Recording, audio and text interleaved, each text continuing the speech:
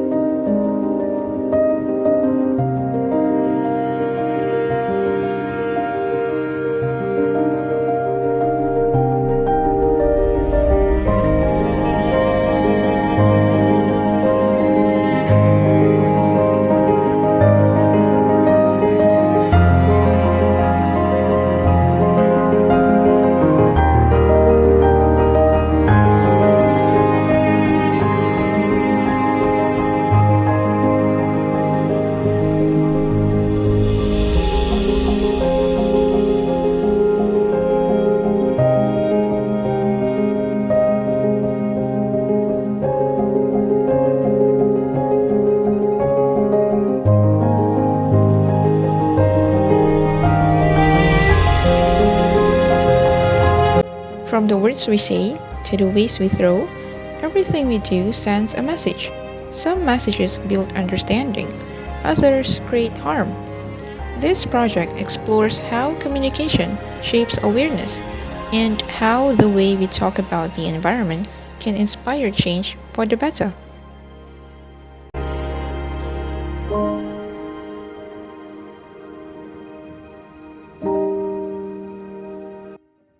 Communication is powerful, but only when it is clear.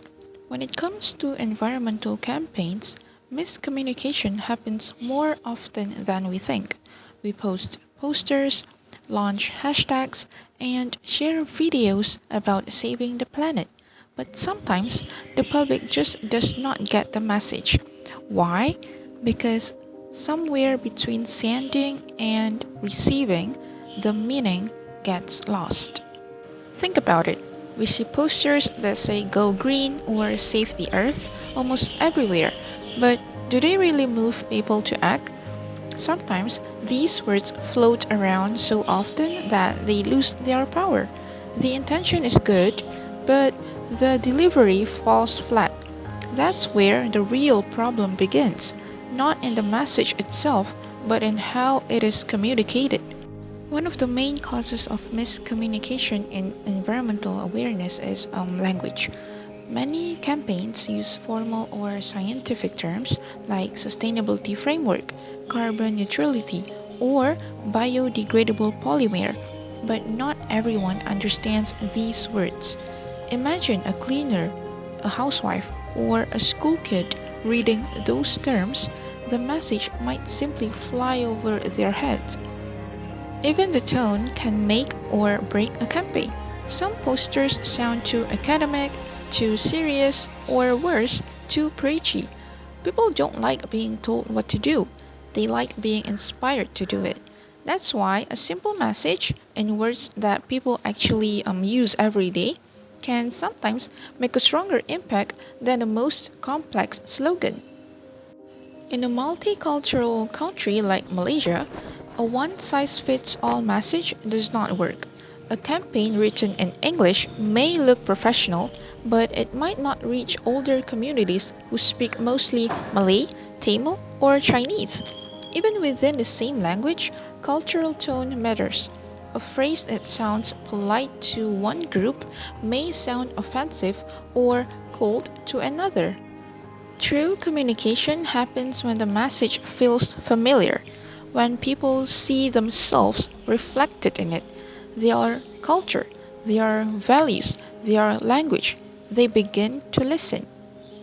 Then comes another type of miscommunication, the slogans that mean everything and nothing at the same time, like save the earth, protect our planet, be the change. They sound inspiring, but what do they actually ask us to do?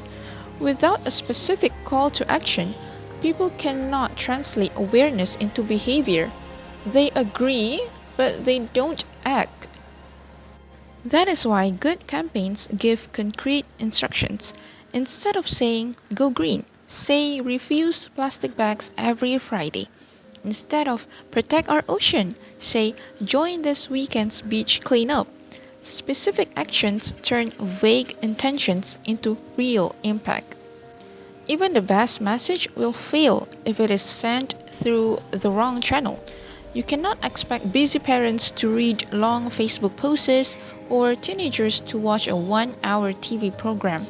Each audience lives in a different media space. That is why environmental communicators must adapt, using short videos for youth, infographics for online readers, and face to face conversations for local communities.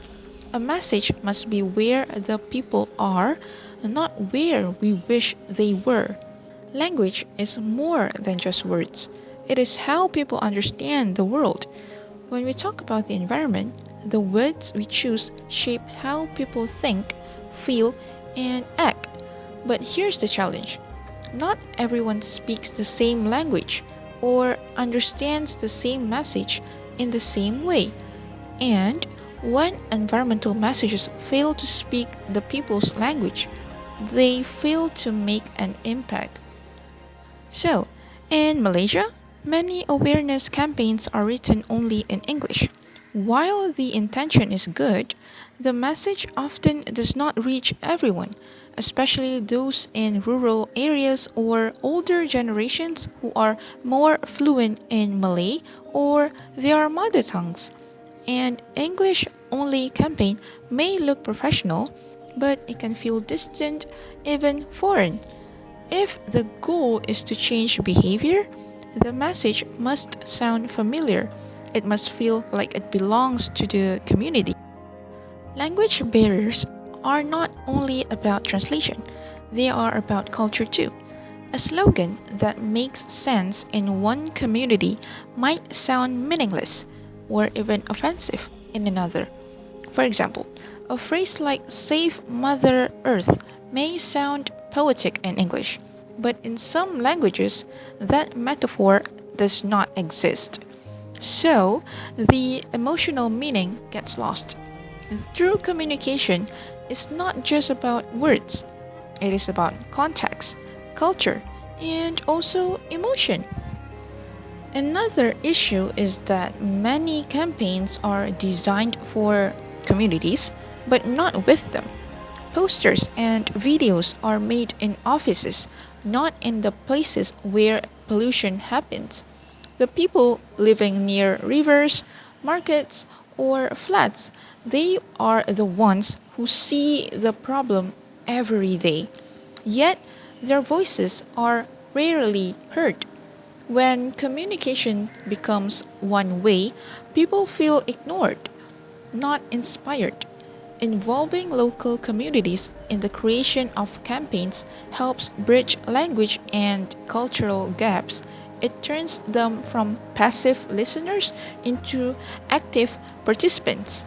Sometimes the barrier isn't about words, it's about access. Young people in cities might learn about environmental issues through social media like Instagram, TikTok, or YouTube. But for many families in rural areas, information still comes from the radio, community announcements, or even word of mouth. When we forget to adapt our messages to different platforms, we leave entire groups behind. Not because they don't care, but because they were never reached. That is why effective communication means meeting people where they are, whether it is through a smartphone screen, a school notice board, or a loudspeaker in the village. Now that we understand the challenges from miscommunication to language barriers, the question is, how do we fix them? How do we make people not only hear the message but feel it? The first step is to use simple and clear language. People act on what they understand, so the message must sound like something they would actually say in daily life. Instead of using technical words like carbon footprint or sustainability framework, we can use short and practical phrases such as save electricity, turn off unused lights, or bring your own bag when shopping. A clear message is easier to remember and share. When the public truly understands what is being said, awareness becomes action. We also have to make sure our tone feels friendly and encouraging, not demanding or guilt driven. People respond better to empathy than pressure. The second solution is to meet people where they are, both physically and digitally. Not everyone uses the same platform or learns the same way. Younger generations often get their information from Instagram, TikTok, or short videos, while older adults might prefer radio, flyers, or community talks. If a campaign only uses one medium, it automatically leaves some people out. That is why it is important to share messages in different ways, online and offline. A simple infographic shared on WhatsApp can reach families in rural areas just as effectively as a social media post reaches teenagers in cities. We also have to adapt the language and visuals to suit each audience. A poster in an apartment area might focus on waste separation, while a school campaign might focus on habits like bringing reusable bottles. By adjusting how and where we deliver the message, we make sure everyone, regardless of age, education, or location, has a fair chance to learn and act. The third solution is to involve the community directly. People are more likely to care when they feel included. Instead of just giving informations, we should create spaces for people to participate, like workshops, cleanup events, recycling drives, or school eco projects. When residents are invited to help plan campaigns or design posters, they feel ownership of the message. For example, a local flat community might hold a green weekend where families collect recyclables together, or students could run a plastic free week challenge at school. These kinds of participatory activities make awareness more personal and memorable. It is also important to listen to feedback. Ask people what works and what does not. Communication should be a two-way process, not just about talking, but also about listening. Because when people feel heard, they become more willing to change. In the end, these three steps, using simple language, meeting people where they are, and involving the community, may sound small, but together they create a powerful impact. Because communication is not just about speaking, it is about connecting. And when people connect with a message, they begin to care, and caring leads to change. That wraps up my discussion. I'm Amelia from TESOL 2. Thank you so much for taking the time to listen. Let us all do our part, no matter how small, to protect our planet.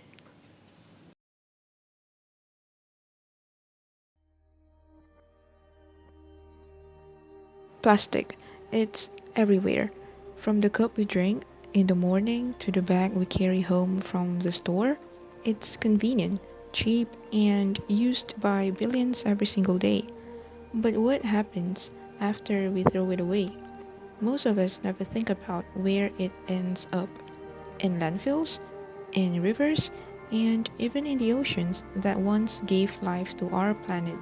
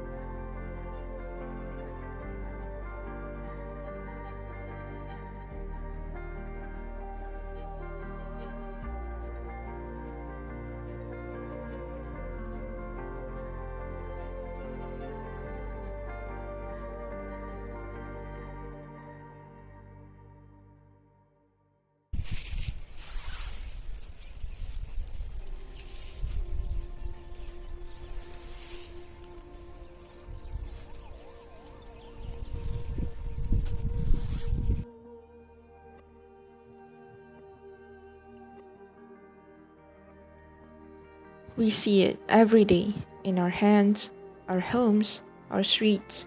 Plastic has become part of our lives, so ordinary that we barely notice it anymore. It wraps our food, carries our drinks, and fills our bins. It is always there, silent, useful, and forgotten once we are done with it. But what happens after that? Where does it go, and what does it leave behind?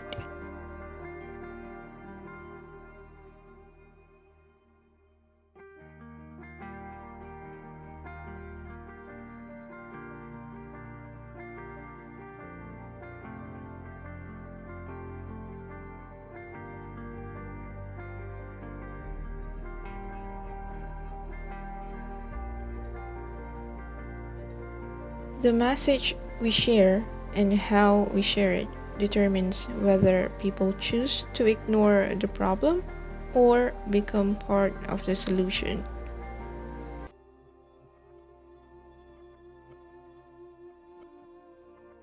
Today, I'm going to talk about plastic pollution, one of the most serious environmental issues affecting our world today.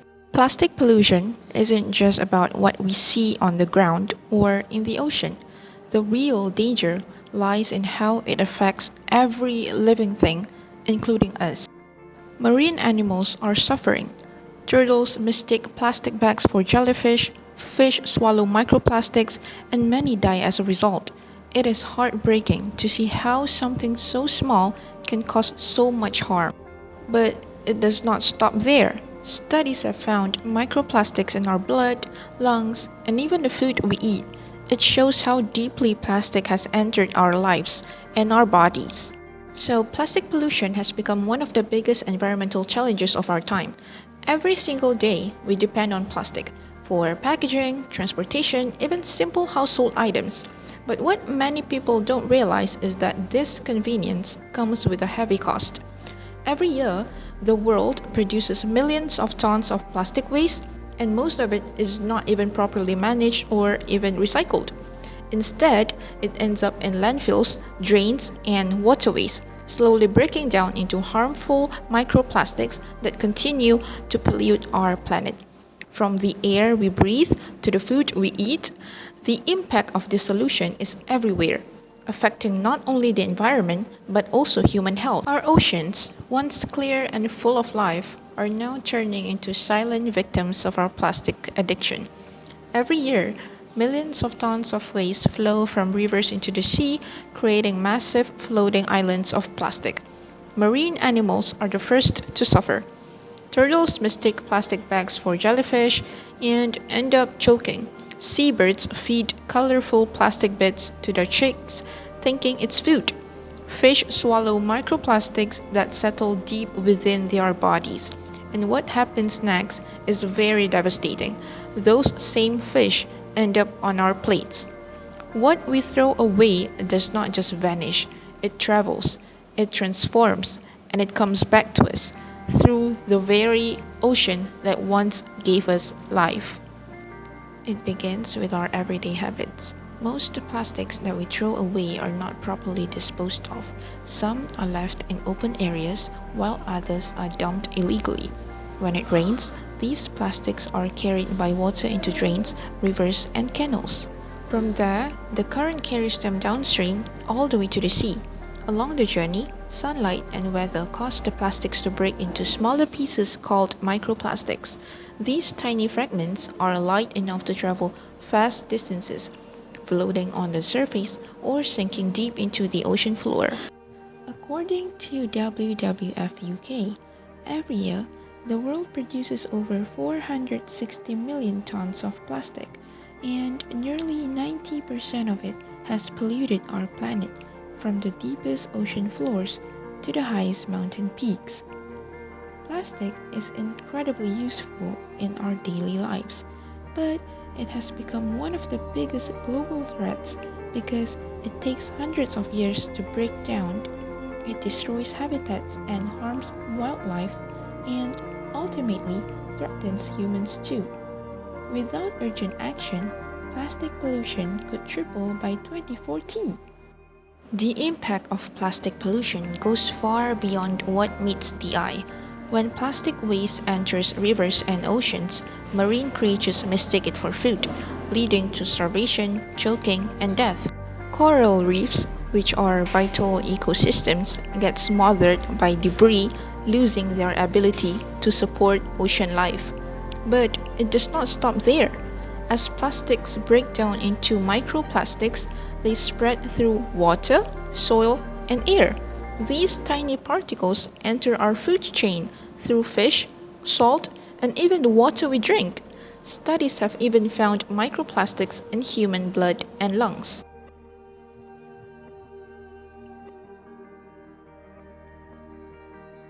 So, after knowing how serious plastic pollution has become, the question now is, what can we do about it?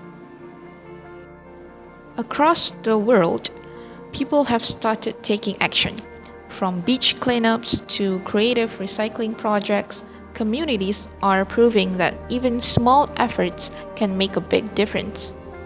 We can begin with the simplest changes in our daily lives, refusing single-use plastics, bringing our own reusable bottles and shopping bags, or choosing paper and bamboo alternatives instead of plastic. Here in this matter, businesses also play an important role. Many companies today are switching to biodegradable packaging and encouraging customers to bring their own containers. These small steps help reduce plastic waste before it even reaches the landfill. Moreover, education is another key part of the solution. When people truly understand how plastic harms our environment, they become more mindful of their choices and more willing to change. According to researchers, early environmental education in schools helps shape sustainable habits from a young age, while public campaigns and community programs guide adults to make responsible choices, such as reducing single-use plastics and improving recycling. Studies indicate that societies with higher levels of environmental education see a significant decrease in poorly managed plastic waste. In essence, education is not just knowledge, it is a powerful long-term strategy that complements technological solutions and policies, creating a society capable of making informed choices for a cleaner and healthier planet. And of course, governments and organizations around the world are stepping up too, enforcing stricter waste laws, banning harmful plastics, and supporting recycling innovations. Solving plastic pollution is not just about protecting the planet, it's about changing our mindset from being careless consumers to becoming responsible stewards of the earth. Every choice counts, and every action brings us one step closer to a safer and cleaner world. In conclusion, plastic pollution remains one of the most critical environmental issues in the world today. Through this project, we have learned how the excessive use of plastic, from packaging to daily convenience items, leads to long-term damage to our oceans, soil, and wildlife. However, we also discovered that change begins with simple actions.